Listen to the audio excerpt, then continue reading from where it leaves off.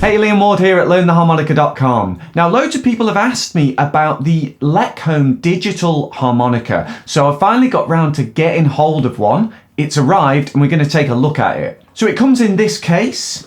You get a USB cable with it to connect it to your computer, and this is the actual thing. It is rather snazzy looking digital harmonica.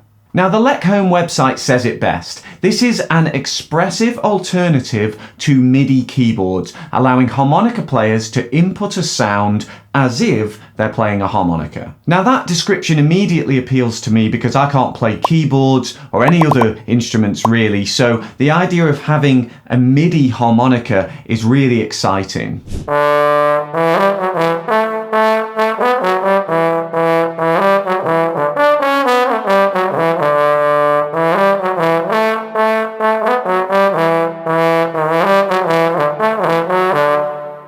As you might have already guessed, this thing is not a harmonica. It's called a digital harmonica, that's what it says on it, but it's actually a MIDI controller. So you've probably seen or heard, most commonly keyboards, but there are saxophone versions, there are lots of other different MIDI controllers that simulate the experience of playing an instrument, but give you a digital signal going into a computer, or these days into iPads and even iPhones, to create a sound digitally.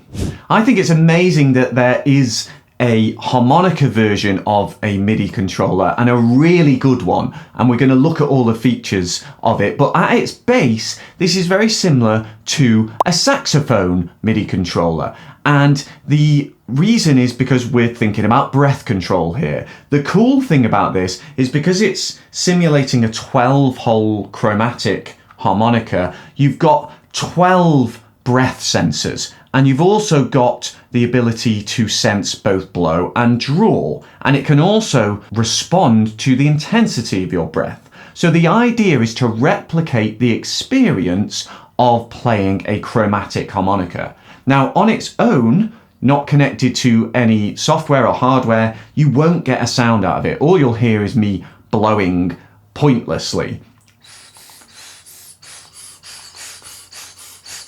You don't get a sound, and that's because there's no reeds inside this thing. It's not going to respond and create an acoustic sound on its own. But once you add some kind of synthesizer, either hardware or far more likely these days software, this has basically an infinite amount of sounds that you can get out of it. It is incredible the range that you get out of it.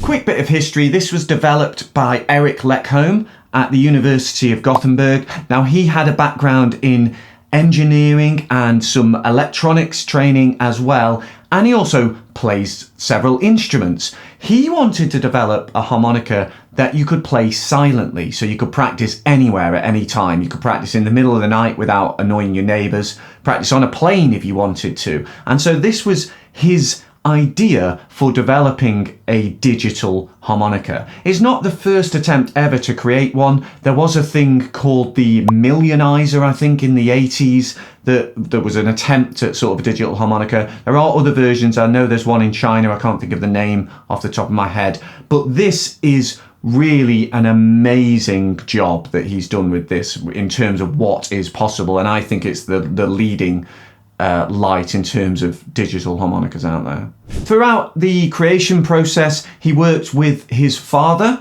who is also heavily involved in the company, and also harmonica players like Brendan Power, who has been instrumental in developing it. This is actually the second iteration, if you like, of the instrument. The original version was the Lekholm DM48. This is the DM48X. Now, the original came out almost a decade ago. A few years ago, they updated it to this. They've added some really cool stuff like this bending ribbon, so you can have additional bending capacities. Also, the slide has been improved to make it have more of a natural feel as if you are playing a chromatic harmonica.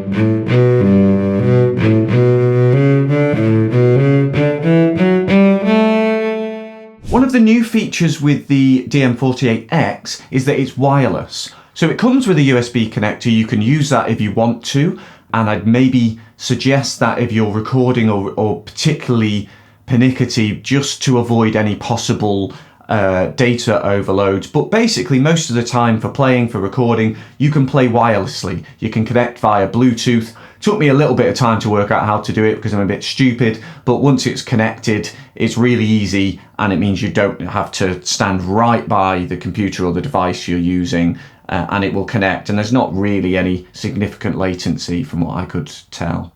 You've got about 5 hours of wireless playing. I have been trying this out for a few weeks now, on and off, and it hasn't run out of battery yet, but if it does, when it does, I will just be able to charge it dead easily.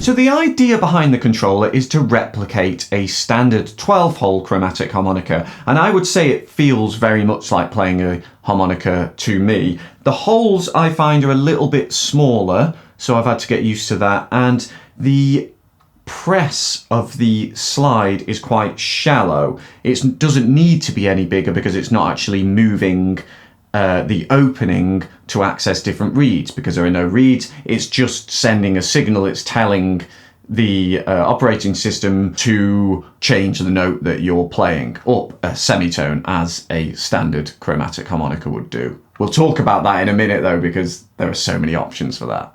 Incidentally, I'm sure I heard or read somewhere that Brendan Power has created some kind of extra module or mouthpiece that turns this into a little bit more like a diatonic harmonica, but out of the box, it's very much intended to replicate a chromatic.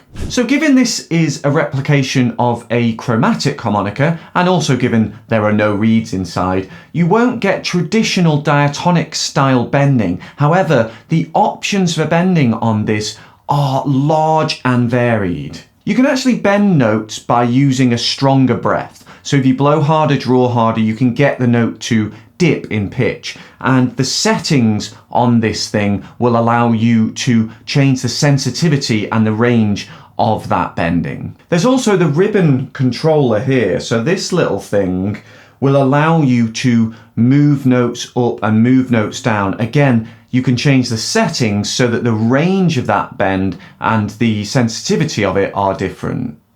So to give you an example of the bending with breath control, I'll just play a note for you. Currently got it set to a viola using the audio modeling Swan solo instruments. Fantastic. We're going to see more of that.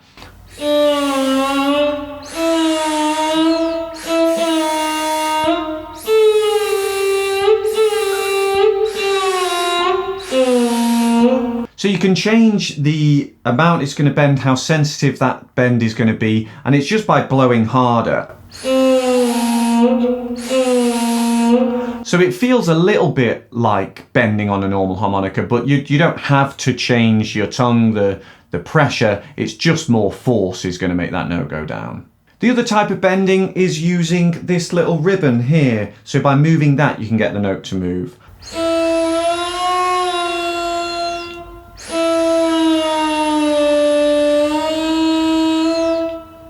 And you can actually get the settings to change. Again, you could make that a bigger bend, a smaller bend. It's also going to be dependent on the software you're using. All of the audio modeling Swan software has loads of settings and loads of variability within those as well, so they're a great companion to the Lekholm DigiHarmonica. The amount of bend that you want this to do, and also where you want kind of the center, the natural sort of note to be, you can change that within these settings. So you can also bend upwards as well as bend downwards, i.e. go from the natural note upwards, which you can't normally do on a harmonica. So there's lots of options in there.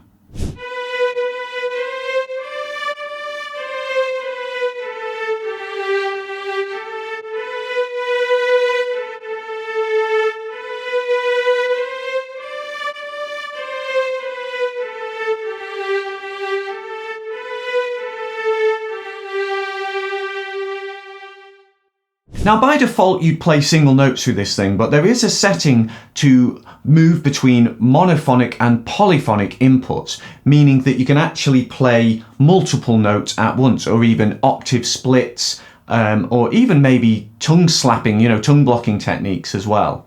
So just here we've got mono/poly. I could go in and change it to polyphonic. There's also these settings, assisted poly, which this gives you different options for the sensitivity of the chord when it comes in. So you can change your settings there. There's so much you can change in here. So to switch between single notes and polyphony within the breath control settings, there's just mono versus poly. So if I play mono, I've currently got it set to a free harp synth, not harmonica as in traditional harp. If I were to play multiple notes, it just sort of flickers between them, confused, because it doesn't know what you're trying to do.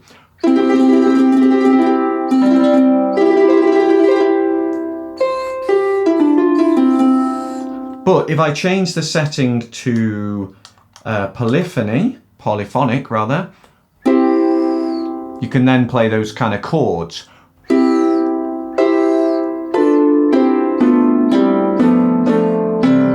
Or even, you could probably play octave splits.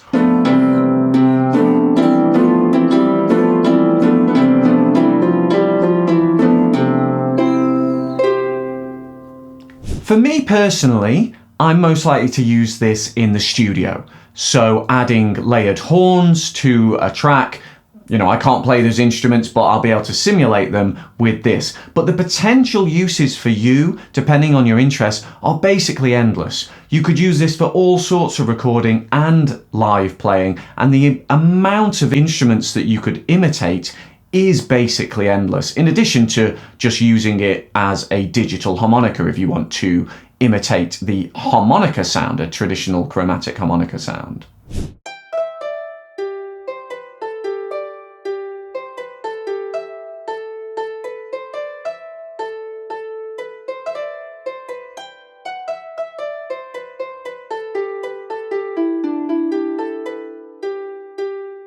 You can use this with your desktop computer, a laptop, an iPad, or even, I believe, an iPhone. So in terms of the portability of it, it's incredible. And of course, because there are no reeds, there's no reed fatigue. So this will always play in tune exactly as you want it to. You can practice in the middle of the night without disturbing your family, your neighbors. You could sit on a plane and practice if you wanted to. You've got every key at the touch of a button. You can transpose up or down if you'd like a lower or higher range, and also you can input your own tunings into this, so you have all sorts of different tuning settings if you don't want the standard chromatic note layout. So to demo changing the range of this instrument, I've set up the audio modeling baritone sax, because that's obviously a relatively low tuning of instrument. Now the natural range of this instrument won't go too low, so you're not really going to get that big fat baritone sax sound.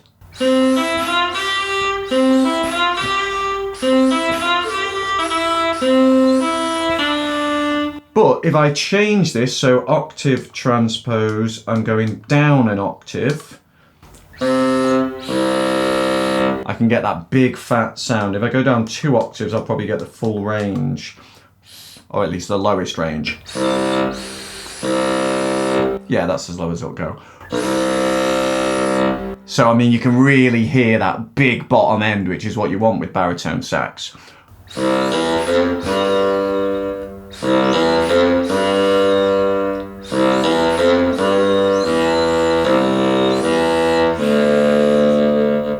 Which is really cool. You've got that big, deep, rich sound. You can also change the actual key of the instrument. So let's say we wanted it in E flat, then I'm going to go back up, I think, to 1 octave below, and then I'm going to change it to E flat, or D sharp it says here.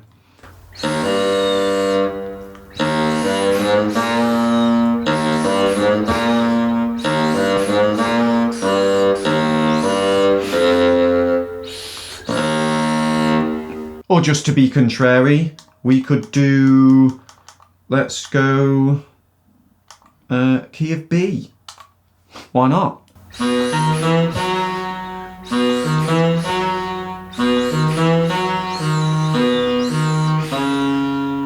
So the range of notes is so easy to change. Touch of a button, you can do that. The other thing you can easily do is change the tuning. So by default, this is set to solo, i.e. chromatic harmonica tuning. Now, most people will probably want to stick to that, but if you're into all different types of tunings, it's got a few presets, so you can change it easily to Richter, so that will replicate the note layout of a diatonic harmonica. It's not going to bend like a diatonic, but you've got the note layout if you're more used to that. There's also diminished tuning, whole tone, bebop tuning, pentatonic tuning, and then there's lots of different custom spaces for you to come up with your own tuning, so that's entirely up to you. So just to show you how quickly it changes, I've currently got it, by the way, set to audio modeling vari flute, which is really cool.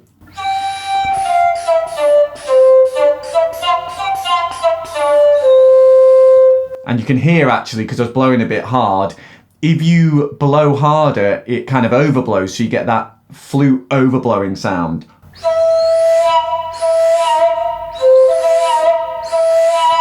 So it's actually responding to my breath control. I've got the sensitivity quite high and I was blowing a little bit too hard. Anyway, so solo tuning.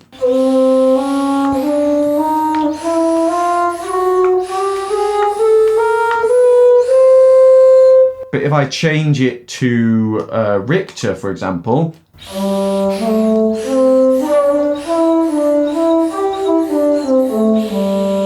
and it doesn't have, in their preset Richter tuning, it doesn't have the semitone up any at all. So, but you could create your own custom tuning that's Richter plus the semitone. This means you could come up with any wacky tuning you like and experiment and see what works for you without having all the fiddly mess of retuning reeds and then finding out, oh, it's not for you.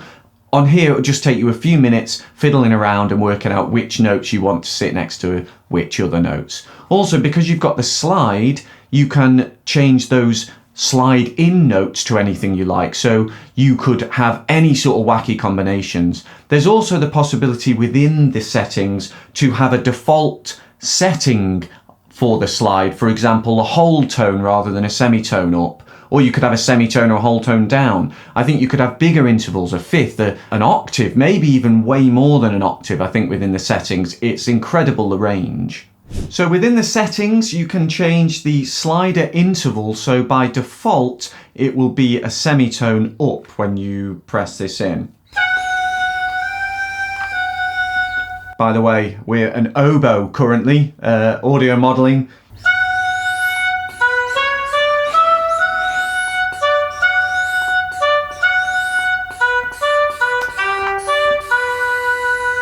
Anyway, always wanted to be an oboe. Okay, so you press this in, semitone, but you can change that. So if I change it to up 2, so a whole tone, that's kind of cool, or up 3, up 4,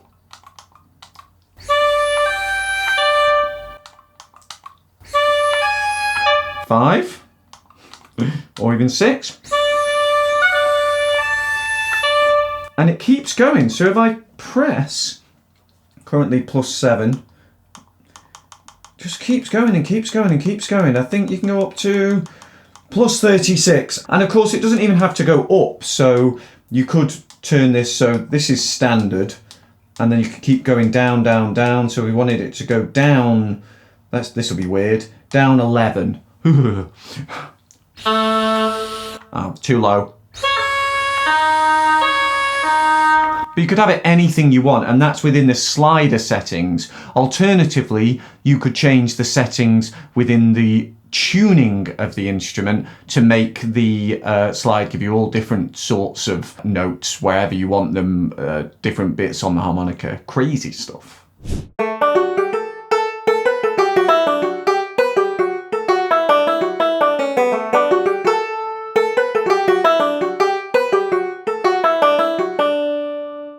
Now let's get to the thorny issue of the price. Now I'm not going to lie to you, these are not cheap. If you buy one of these, it's probably going to cost you the equivalent of several chromatic harmonicas. But the reality is, the potential of this is that it's infinite chromatic harmonicas for you. So what you're getting really is worth the investment if you're going to use it. It shouldn't wear out the way that a harmonica does, and you can change it from day to day, from minute to minute, moment to moment, in terms of the way it sounds and its note layout. I will also say that I don't think that Eric is making much profit out of these. They cost a lot to make, that's just the nature of the beast. So I think that he's pricing them high because they're costing him a lot. I know that doesn't make anything better for you in terms of buying it, but it is just the nature of the beast. I got in touch with Eric and I said, look, can you do us some sort of deal to try and get them a little bit cheaper for you? And he said, there's no way of doing a discount code on their website, but what you can do is email him, mention this video, and he will do you a deal, do you the best possible price that he can. So it's worth getting in touch with him. I'll put a link in the description for how to get in touch. My conclusion with this is that it's an amazing achievement. I salute Eric and his dad as well for making this happen. Even if you're predominantly a diatonic player like me, this is going to really give you extra options for the range of sounds you can get. Some amazingly talented players are using this around the world. Even Stevie Wonder, for example, has tried it out. He met the team and chatted with them at NAMM. I'm going to put some links to some of those players in the description, so do go and check out those to really be inspired by the depth that you can get into with this instrument. Also, if you've seen or heard other players, please put them in the comments and I will add them to the description when I get a chance as well. Thank you to everyone who's asked for a video on the DM48X. I hope you've enjoyed learning about it today. Let me know your thoughts in the comments and I'll be back again soon with another lesson. Cheers.